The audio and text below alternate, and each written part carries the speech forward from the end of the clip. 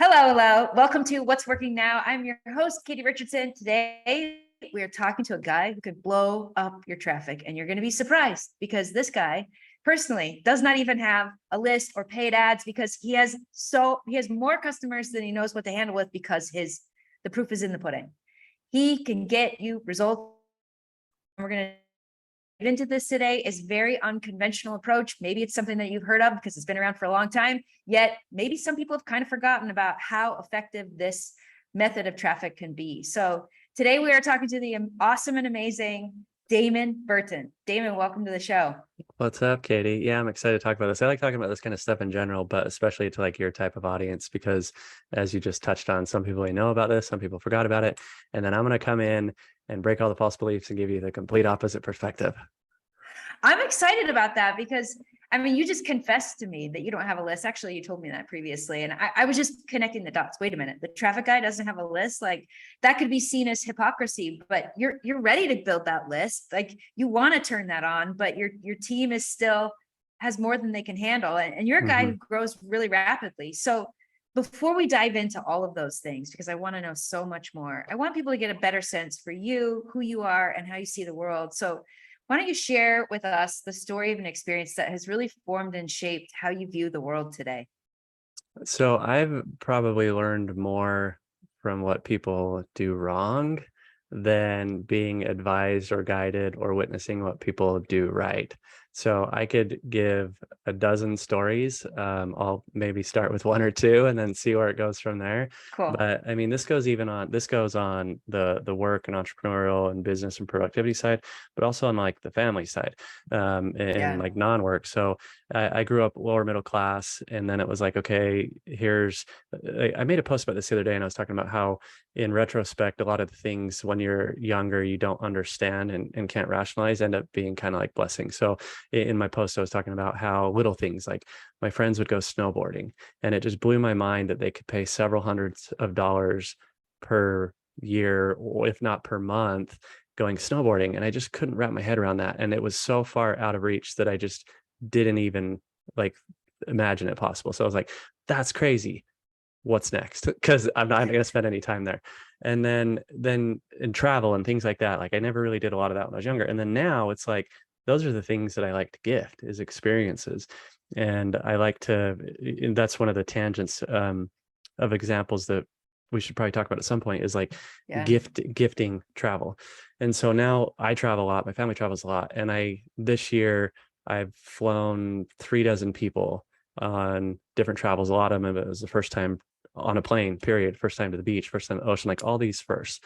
So there's like that, where it's like, I grew up, here's how and there's more to it, but I don't want to get into like this big sob story. So it's like growing up with an alcoholic stepdad. So it's like, okay, what I learned from that is how not to do those specific things in a family environment. So then when I have family and kids, the opposite is the way you do that. So then on the work side, it's like, okay, the last two employers I had before I started my agency. So I've had my agency for 15 years. So the gentleman to the second to last employer, super successful. At the time, he was doing somewhere around $2 million a month. He had a part-time secretary and I was his only full-time employee. And I got paid maybe $12 an hour. And that's okay. Serious? Yeah, but that was okay because back then it was okay. I didn't know my worth, and that was fair market value at the time. So it wasn't even that. It was more the emotional side. And it was like one example was, hey, it's the Christmas. So over time, the team grew to like half a dozen people. And then, hey, we're having our Christmas party. We're gonna go to this nightclub and we got this VIP table and blah, blah, blah. And we get there. And what it really was he wanted to hang out with his friends. And then it was meet us later at the room. So me and my wife went and did our own thing, had a good night, and then we went and met him back in the room. So we knock on the door and he opens it kind of awkwardly and he's like, come on in. And I was just kind of oblivious to what's going on. And I walk to the end of the room, and we get to the end of the room, my wife's nudging me. And after 2 or 3 nudges, I'm like, what is she doing? And I look up and I can see her eyes kind of guiding me back to the front of the room. And everybody's sitting there on this table doing cocaine. I'm like, what in the hell is going on? And so he saw me notice that. And then he comes up and he says, everything cool? And I was like, yeah. And so then I go, I'm going to let you guys do your thing. And, we're going to take off. And he goes, all right, but everything's cool, right? And I was like, dude, just whatever. So we Wow. left. And then like one other example with that guy was he incentivized the team with these benchmarks. And if we got it, we got these bonuses. Well, those benchmarks were hit, the time frame for compensation goes by, somebody in the office gets frustrated and vocalizes it.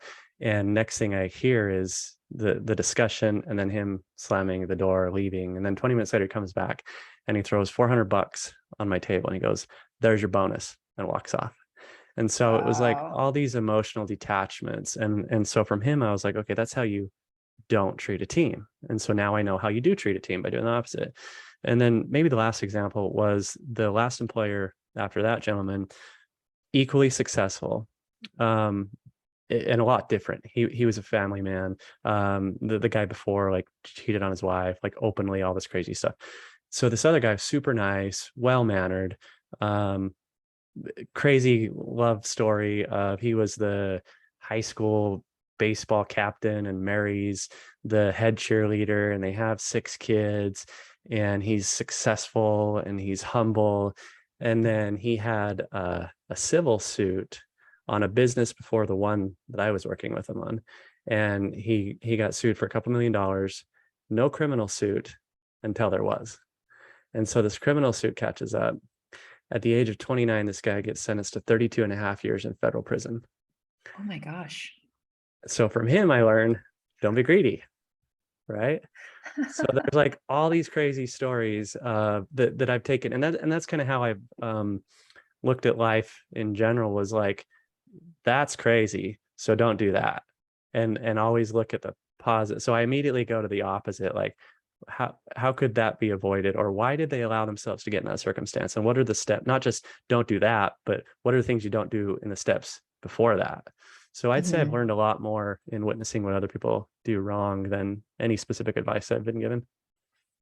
What's so incredible about these stories that you're sharing with us, Damon, is, oftentimes if somebody's in a situation like that, they can feel sorry for themselves. Like, why do I always have to be around the bad guys? And how come nobody around me can have morals and values? And instead you had a totally different frame on, and you said, what is life teaching me right now? You were Mm-hmm. open. You were even learning from these not great experiences. I don't know what category you would put them in, but you were learning from them. You were noticing, you were watching, and you were making a decision on how you wanted to live your life based on these experiences, which I think, Mm-hmm. like, that puts you in the driver's seat, right? You weren't being a victim in any of Mm-hmm. those situations. You kept yourself in the driver's seat by saying, what am I learning from this? Which I think is such an incredible lesson. If people only heard one thing, like, that in itself is such a valuable lesson, because life will teach you the things that you need to learn if you can pay Yeah. attention. Well, Yeah. there's a really simple concept where it's basically like everything's your fault, and that's Mm, in a good way. And yeah. so when you look at these stories I've shared, so we look at the childhood. Okay, all of us have these crazy stories. All of us have had something that's happened, and a big chunk of them are not your fault, that you were either born into that or put into that, but it is your fault if you get stuck in it. And so what is a superpower is when you go, everything is my fault. Because then at that point, as a kid, I go, okay, this isn't the environment I want to be in. So how do I get out of it? And then as an employee, this isn't the environment that I want to be in. How do I go to the next level? And so last time we talked about like dating the phases is what I call it. And so Mhm. basically pay attention to every circumstance you're in. What is the positive that you can learn from it? Write it out. And then when you pivot to the next phase, then you level up, and you can avoid the things that you want to avoid that you experienced. And then you can attract yourself and guide yourself towards the things that you want to keep. That right there is the secret to being successful as an entrepreneur, right there. Like, that was Thanks it. for That's it. Thanks for talking. See you, Yeah, everybody. thanks everybody. No, really, like, it doesn't matter what tactics or strategies that you have if you get in the way of being able to apply those things. But because you are learning from life, and you are taking ownership of your contribution and looking at yourself saying, okay, I'm a part of this, so how can I change what I can control? And you actively make those changes, which is the other piece of all of this. It's one thing to have those insights. It's a whole nother thing to actually put it into action and put it into practice, and to make new decisions and to take new action. So let's start moving now into your zone of genius, which is SEO and driving traffic. Like life has taught you how to become a master of that zone. I mean, how did you even get there? How did you get to where you ended up in this place of really knowing and understanding the flow of traffic in the like underground way? Because that's kind of how I see SEO. It's more underground. It's not as obvious. Yeah, it's been an interesting. So my background started into design. I'm gonna kind of jump around and connect the dots. So my background. And when you say design, are you saying graphic design?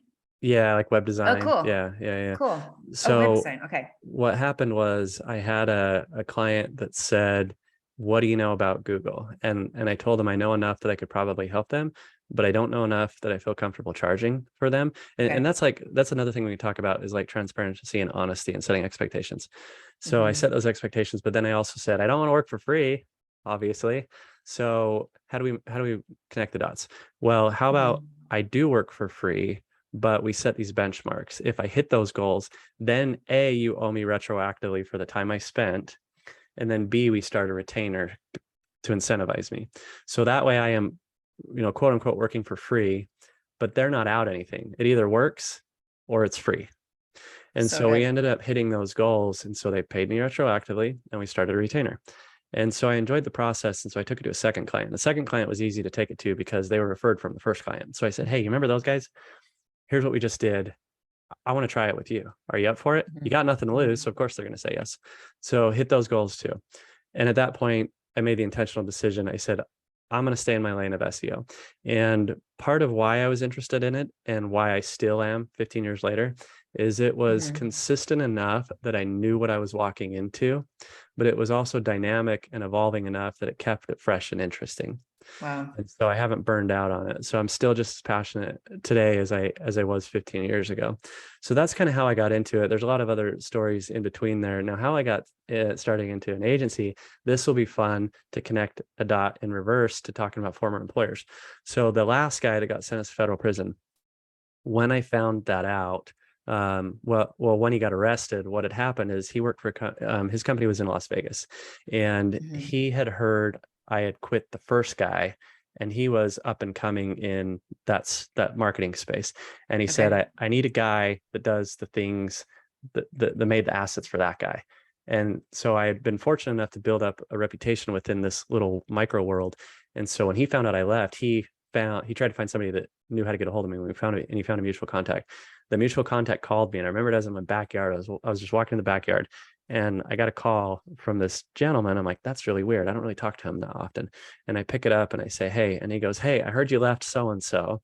Are you looking for a new job? And I said, well, I just kind of took a 9-to-5 job doing whatever over here. And he goes, well, if you want a similar job, but with a better person and better pay, here's this guy. Are you interested? And I said, well, yeah. And he goes, cool. He's on the other line right now. Can you take a call? And I'm like, holy crap, I guess. So I get on the other line, and it's basically like, I know who you are. I know what you do. Do you want the job? Yes or no? And so I said, well, yeah, but you're in Vegas. I don't remember if I said that or whatever, but he goes, I want you to relocate. And I said, that's not going to happen. I don't want to live in Vegas. My wife and I, for two reasons. One is my wife and I kids were on the horizon, and I would just rather raise a family in Utah than Las Vegas. And then the other was cost of living. So back then, and probably again now, the cost of living was higher in Las Vegas. And so he was going to pay me, at the time I was only making like 30,000, and he was going to pay me like 45,000. And that would have netted out to be about the same with no other advantages and some disadvantages. So I said, that ain't going to happen. And he says, okay, fine. You can work from home. We'll revisit it in a year. Fantastic. So I start working from home, and I took that as an opportunity to double down on my side hustle too. So at the time my wife worked at a hospital, she'd wake up at 3 a.m. to get to work by 4. So why should I not wake up early? And why don't I take advantage of that window? So I would knock out the Vegas company's work between 4 a.m. and 8 a.m. So by the time 8 a.m. hit, I was done with their stuff, but I was available if they called me. But that gave me the whole rest of the day to work on my own stuff. So I started building up my side clients. So then what happened, here's the crazy grand finale to the story, is this is back in the day, pre-Slack, and we would communicate through AOL Instant Messenger. And so I'm trying to get a hold of some other people on the team, and nobody is answering.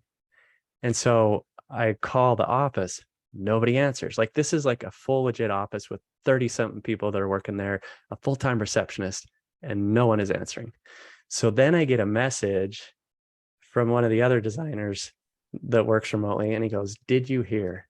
And I go, "Did I hear what?" And he goes, "The company got raided and shut down." So the FTC with some other local law enforcement literally busted in the door with guns. And so I had three choices at that moment. Eventually, later in the day, I got a hold of somebody in kind of one of the other sister companies that did the payroll.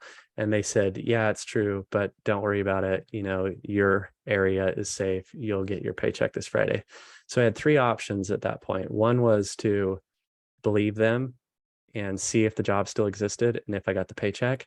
Two was to assume they're gone and go find another 9 to 5.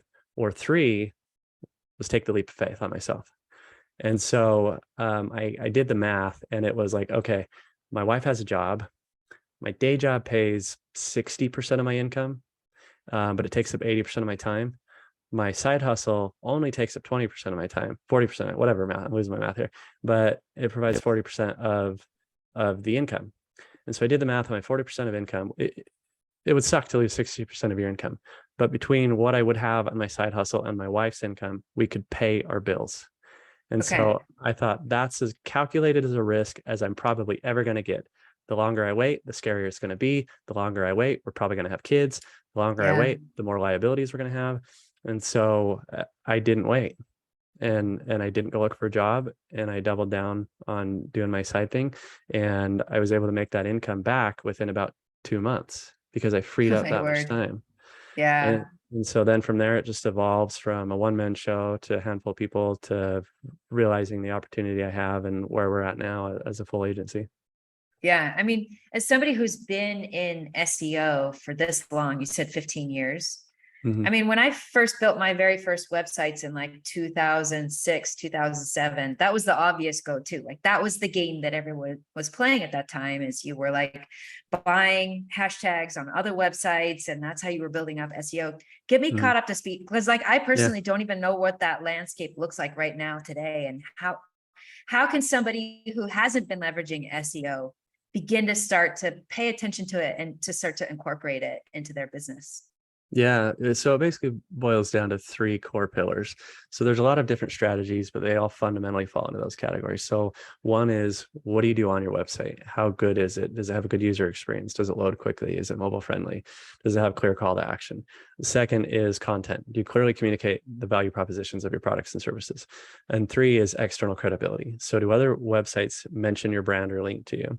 Now we can go a little bit deeper on that, but let me take a step back. What's interesting about being in this for this long, like you talked about 15 years ago, it was the cool thing, right? And what's been interesting. Well, I mean, social media didn't even exist. It was like the only way to drive traffic. Yeah. I mean, this was in the infancy of Google Ads. Google Ads have been around for a little bit. Facebook was just barely starting to monetize things. Yeah. And what's interesting though is I never left SEO, right? So I've been watching from this SEO perspective. And then you see this spotlight, this pendulum go from, hey, here's the new shiny object, here's Google Ads, and then here's Facebook. And then what's really fascinating is it's starting to swing back the other way. Now everybody's starting to go, ads suck. They're expensive. They're unreliable. I get ad fatigue. I hate checking my account every day. It's like all these things that people used to say about SEO, like SEO is hard. The algorithms are always evolving. I don't have those problems. I don't check my accounts every week, because if you know how to do the proper fundamentals, which we can go deeper on, like you have to work really hard to screw it up. So the idea of having to log into your ad account every day stresses me out so much. I'm like, why would you put that burden on you? And so now it's swinging back big time. And so it's been really interesting to watch. Well, go into the fundamentals of SEO, because I know I'm unclear on those things. And I think if I and everyone who's listening understood the fundamentals, we would probably be hanging out with guys like you more often. Yeah. Okay. So here's your mini course. All right. Okay. So we talked about the 3 pillars, which is site structure, content, and credibility. So on the site structure side, well, actually, most of your visibility, a lot of people are going to be surprised. Most of your increases in visibility don't come from your website. It comes from those latter two, which is content and credibility. But those are only going to be effective if you have a solid structure. So your structure is like the foundation for everything. But once it's done, it's pretty much done. You don't have to spend time constantly tweaking your structure. So on your structure, what you want to do is make sure it loads quickly. There's a free website called gtmetrics.com. It's just letters GT and then METRIX. And that will tell you very clearly, granularly, line item by line item, what is impacting the speed of your website.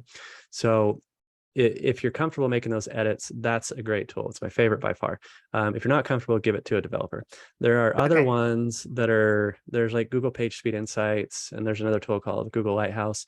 They'll give you insights, but they're really like broad and vague. And so I prefer GT Metrics because it's very specific. Now, the reason why page speed matters is because of user experience. Nobody likes to go to a slow website. So therefore, Google is less likely to show your website if it's slow, because if Google does, then it makes Google look bad for recommending that painful experience. Okay. So a really simplistic way to look at SEO is who makes Google look good. So you look at the structure, and so for the same thing, while you update page speed, you update mobile friendliness. Nobody wants to go to a painful website that's hard to navigate on their mobile phone. So you just make it really clear on the call to action and the user experience. So that's kind of your structure. Now, there's a couple of technical things in between there, but that's probably the most important thing. Now, let me give you a bonus tip on the site structure. There's so many things that you do in SEO that benefit paid ads. So paid ads doesn't influence SEO, but SEO can greatly influence paid ads. Wow. So when you look at the site structure, so you and I have a bunch of mutual friends I'm in Russell Brunson's mastermind Inner Circle.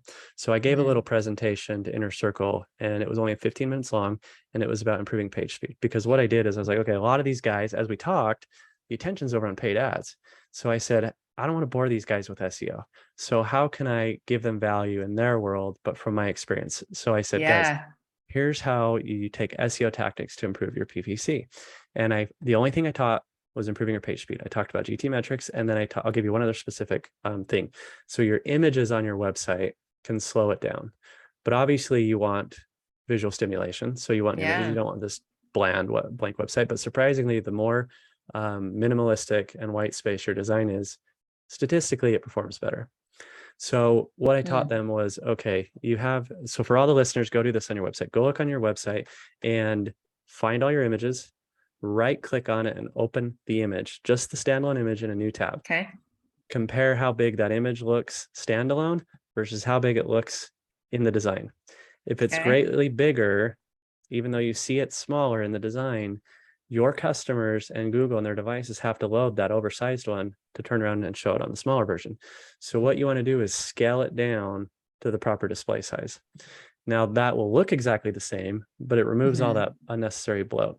Now, the second last thing I'll talk about images, and then I'll connect the dots, is there can be hidden data on images. An example would be if it's a logo or an illustration, it might say it was made in Photoshop. It might say it was made in Illustrator. If it's a real photo, like a headshot, a landscape picture, then it might say the date it was taken, the camera that was used, the aperture speed, all sorts of things.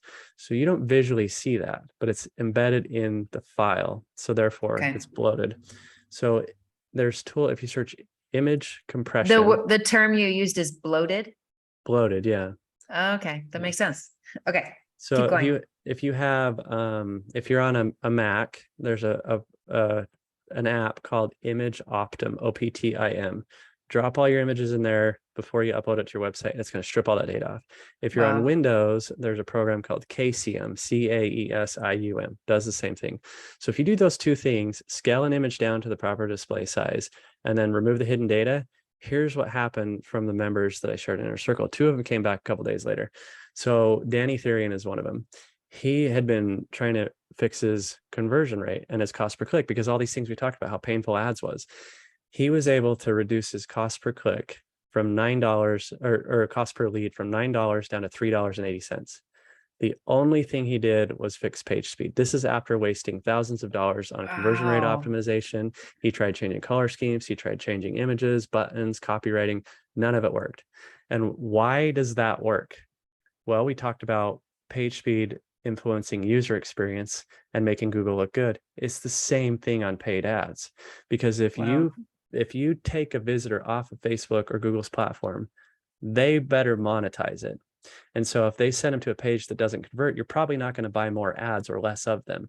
But if it converts, you're going to buy way more ads. So they're going to reward you for having a better user experience that increases your conversion rate because it puts more money in their pocket. So all these things, if you can make the platform look good, you're going to get rewarded. Yeah. Then the second, Erin Verbeck from Inner Circle, she did the same thing, and it increased her opt-in rate 27%.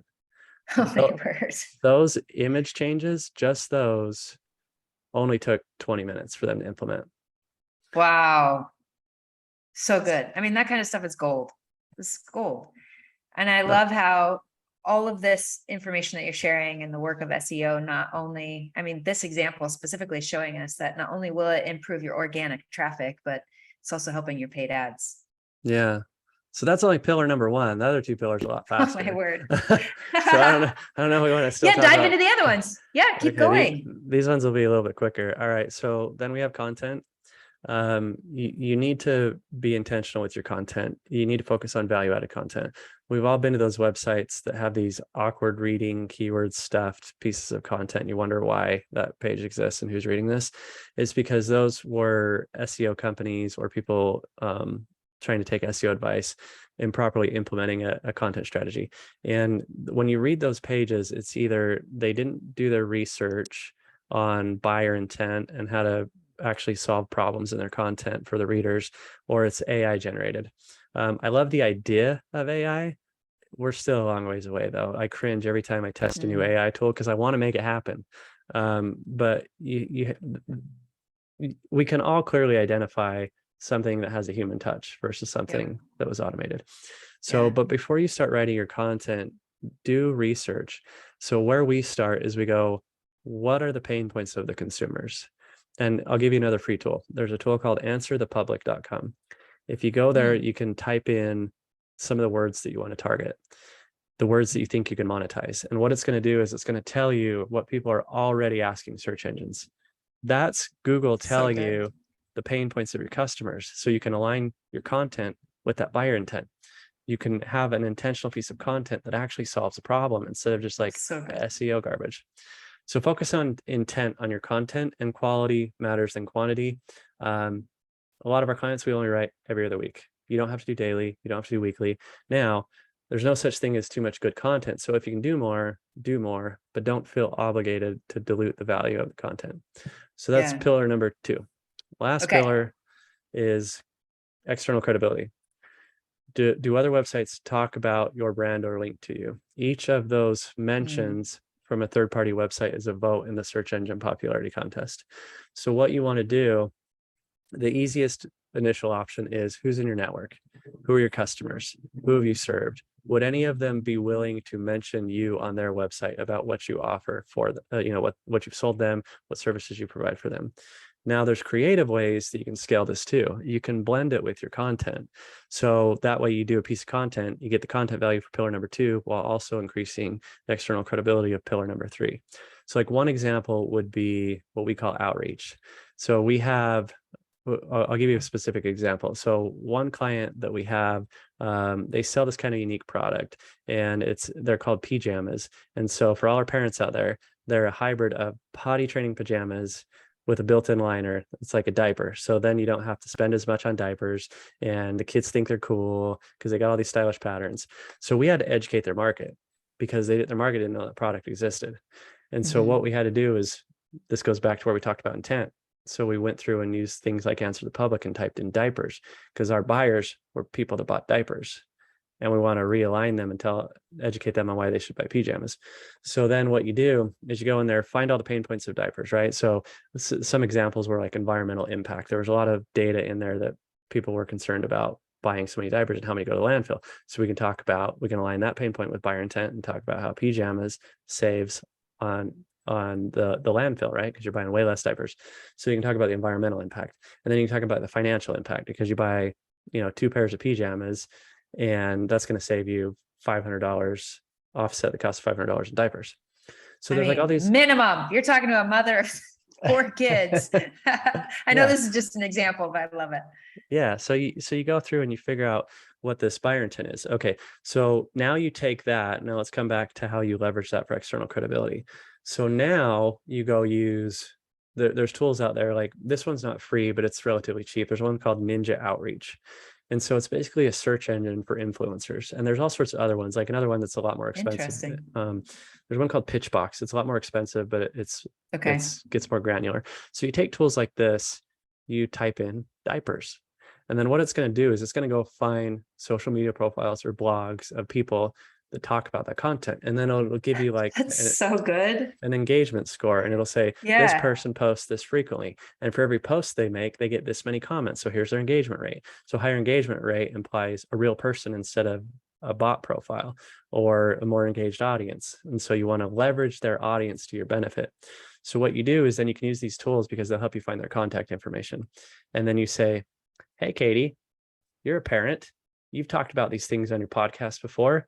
Would you like to share your expertise on this blog we're doing about here are the do's and don'ts about potty training? Well, of course, Katie does, because she wants to increase her exposure. So then Katie shares a contribution. So you do that with a handful of people, catalog the responses, and then you do it as a crowdsourced piece of content. So you publish that. Now you go back to Katie and go, Katie, thanks for your contribution. You're now famous. You're now over here on PJama's blog. Would you mind sharing on social media? By the way, we've already tagged you over here. So then on your profile, you post it and say, hey, we asked 7 parents what their opinions on the do's and don'ts about potty training are. What's your take? You encourage engagement. And then in the comment, you say, thanks for your contributions. Katie, John, Chris, Susie, whatever, tag them all. And then that's how you say you're already tagged over here. So then it becomes a numbers game. Some of them are going to want to pimp themselves out. And now you leverage their audience for your benefit. Now, if none of them share it, you still got all that additional content that adds to pillar number 2. That's true. There you go. There's your mini course. David, I'm dying right here because that's so, I mean, as you walked us through that whole process, I myself, and I know so many people who organic traffic has always been the number one thing for me. It's always been the thing that worked. And we have always been really smart and strategic about it.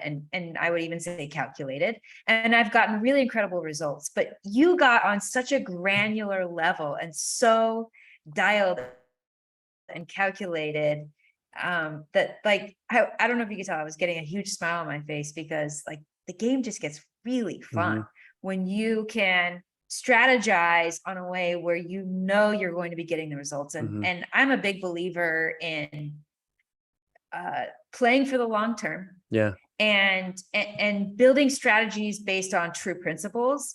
And like your core concepts are so proven and just embedded in the internet that like you're playing the game so smart and it's just kind of fun to me. And none of those were crazy fun. And none of those were rocket science either, right? It's basically just like you say in the long-term game, it's just about delayed gratification. Like it's not hard to do this stuff. It's just, are you willing to put in the time and do it consistently? Well, and those inner circle members that you shared their examples, like even though these are long-term strategies, they were getting results immediately. Yeah.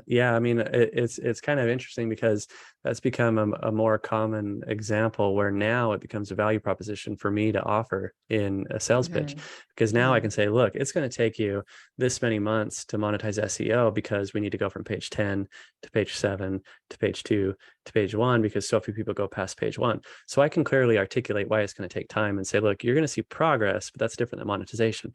But how about the improvement on your paid ads pays for the whole thing in 3 weeks? Right. Oh my gosh. Like, I mean, this goes back to the fact that you don't even have a list right now. And I think very clearly I can see exactly why.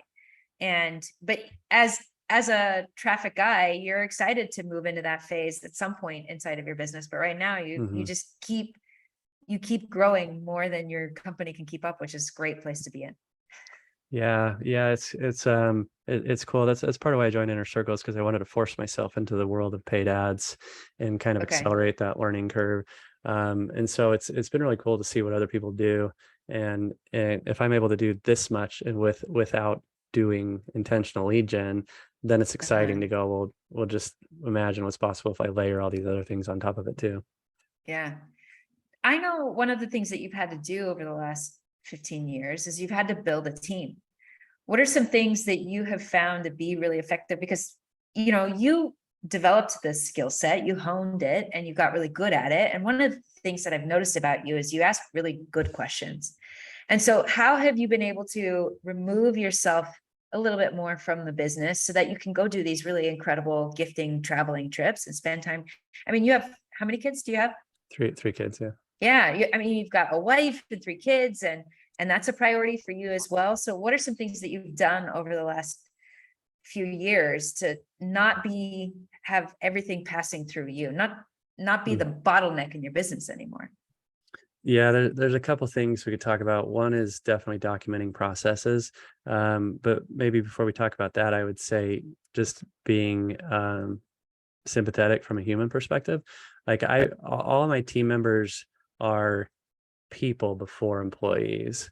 And so just by giving them that recognition that they are humans goes so far. So like, and I can give you wild examples. So the first year or two in business, I was just solo. So we take off a year or two, and my longest team member's been with me since. So you know who my longest team member is? The guy that messaged me and said, "Did you hear?" The guy that messaged me said, "Did you hear the Vegas awesome. company got shut down?" So what had happened is I kept in touch with them, and I said, "Hey, I'm doing my own thing now. Do you need extra work on the side?" And then it got to a point where it was just made more sense to bring him on full time. So he's been with me for 13 years. So in that 13 years of the 15 of having team members, I've never had an employee quit.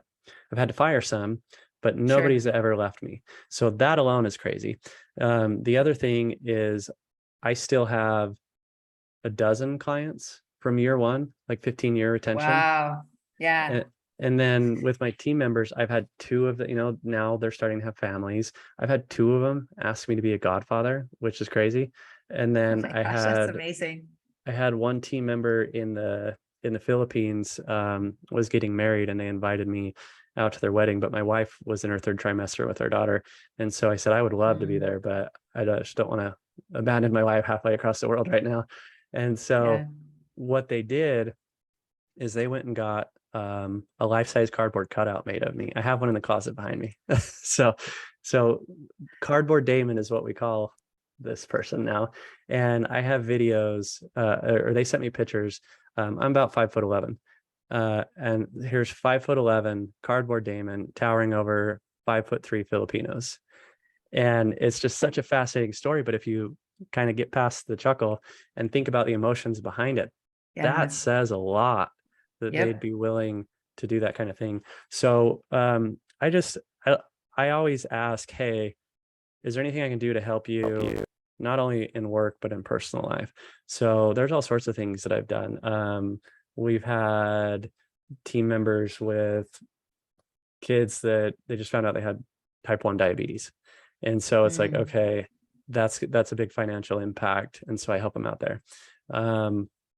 Some of the team, so half my team's in the States, the other half is in the Philippines. And so like in the Philippines, it gets super hot and humid there. And half of the team, I bought air conditioners, just like things that you and I take for granted. Wow. And so it's like, I'm always poking and saying, what can I help you with? And then in return, they become more loyal. And then in return, they become more vested and more productive. And my original intent wasn't for my own benefit. It was just part of the side of me where I like to help. But then when I realized you could do that with intentionally and at scale, with making more of a personal impact while also making a positive impact on the business, now it's just part of the routine. It's always like, how can I help you? How can I help you? How can I help you? And so I'm always trying to figure out how to make them better individuals. And then as a benefit, it reciprocates everywhere. So like 3-4 weeks ago, we had 24 of them in the Philippines get together, and I rented out a resort, and I unfortunately didn't get to go join them this year, but I had him also do Tony Robbins, Unleash the Power Within, So it was like, hey guys, get together, take a week off, bond, get to know each other. So I flew to Philippines 2 years ago, and 2 years ago we only had 6 team members in the Philippines. So we've gone Okay. from 6 to 30 in the Philippines in the last 2 years. And so it's like a lot of these team members have never met in person before. And so get to know each other, create that bond, share some experiences together, reward yourself, enjoy the time at the resort. But then it's also like, I want you to realize what potential you have as an individual. And so they sent me all these crazy videos of, it's like 2 a.m. in the morning for them because Tony's doing his thing on US time, and they're still like full energy. And I got a folder on my desktop here with 24 private messages that each of them just trickled in the days that followed, of saying how they can't believe they had an experience like that, and all the little breakthroughs that they had. Like, those are some of the people that have never flown. Those are some of the people that have never been to the beach, even though they live on like islands. They've been on the inside metro area. And so it's like moments like that that are personally rewarding for me. Like that's my current chapter in life, is like, Yeah. I enjoy seeing other people's happiness, and then that's where I get my happiness. And then they become more loyal, more productive, and then it's just a win-win. I mean, your story is absolutely incredible. And we didn't even dive into your childhood. And you mentioned you had an abusive stepfather. And so I can only imagine, like, if you see people as humans first, and life taught you to do the opposite of what you experienced, I can only imagine what you experienced as a young child.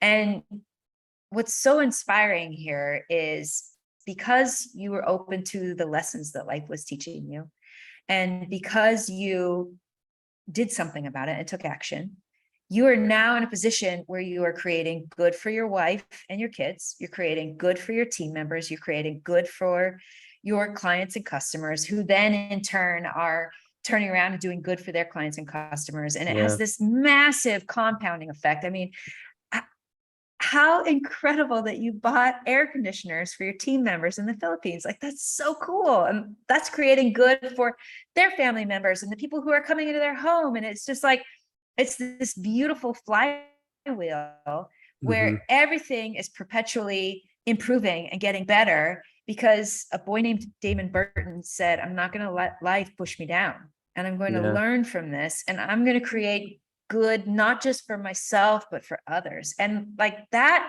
service oriented frame has made you an incredibly powerful leader. And it is through your examples and who you are being in the world is continually teaching. I'm just like so inspired by this, Damon. It's been an incredible conversation. Not only do you know your zone of genius of SEO and how the fundamentals behind all of that and how you can help people in their business, like, you so freely shared, which, by the way, like, that's probably in a Coursera program that people pay for. And you just shared it with us here today, which I'm just so blown away by that. And then to do all of the good that you're doing in the world, it's so inspiring. So thank you for being a light, being an example, and like such an incredibly humble way too, that you do all of these things. Yeah. Well, I mean, to bring it home, it's like you mentioned, I don't have a list. I don't do any lead generation. Well, this is where the growth comes from. It's by putting people first. When I have people message me, so I have people message me on LinkedIn all the time, because just like you said, I just gave away the answers, and that I show up daily on LinkedIn and just give away the answers. I never have a call to action. All I do is showcase my expertise and build trust. And then what happens is they reach out and they say, hey, I know. So here's where the two worlds get blended, where you got your business interests and your personal interests. So people will message me, and this is a big source of our business, is in the private message that goes, hey, I know you do SEO. We'll talk about that in a minute, but that was really cool what you said about your wife. And so the people convert on this ability to relate to you as a human. I just had a lead call yesterday, and at the end, the guy goes, that was so much more refreshing than all the other corporate presentations I've been given. So when I get on these lead calls, I'm not there to sell. And what I've found is the most powerful form of selling is not selling. So I get on there and I just go, here's the landscape, here's how you fix it. And then they can either go, cool, I'm going to go do that. And then now you've earned trust and you've helped somebody, or they buy your thing. So I gave away absolutely everything. You want to know my processes? Send me a message. I'll tell you my processes. The book I wrote is literally an outline of all of our processes. You can Wow. like anything you want, you can have it. And for anybody who's listening, tell them what that book is called. Outrank. So it's if you want a copy. So here's another example. So you can get download a PDF example, a PDF copy at freeseobook.com.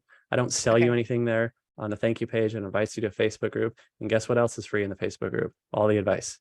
So I just give away absolutely everything for free. So everything that goes into freeseobook.com, I don't do anything with that list. Like it's just they opt in and they get the email. So I'm like this anomaly of marketing. I don't have any list. I don't have any paid ads. I don't do any lead gen. So yeah. Oh my word. For everybody listening, go download the free PDF, go hop into his Facebook group. We'll have links for you down in the show notes. Damon, this has been absolutely incredible. I really appreciate I've been really fortunate to have conversations with people like you. And when I do, I'm like, more people need to see this. And so I'm just really grateful that you would come on so I can share you with our audience. And so they have a chance to benefit from your area of expertise and then also be inspired by your story. So from the bottom of my heart, thank you so much for coming and for sharing all of this with us today. Yeah, you bet. No, thank you. I appreciate the opportunity to chat. Yeah. And for everybody who's listening, this is What's Working Now.